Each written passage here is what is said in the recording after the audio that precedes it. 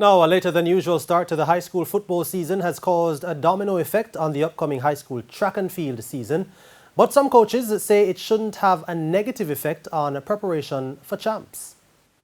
COVID-19 meant track and field was pushed back last season, causing a domino effect on the schoolboy football season, which will run into 2022.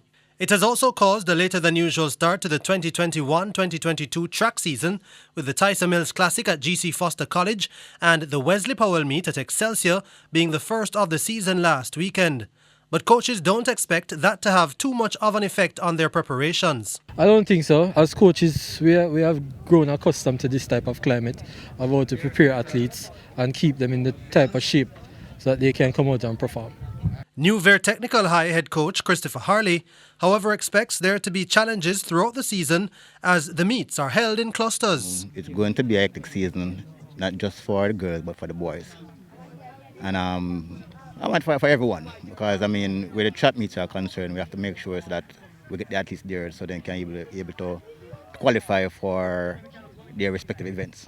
Meet organizer of the Tyson Mills Classic, Charles Carr, says the turnout was an improvement from last year, but that things may not pick up until 2022. So it's a combination.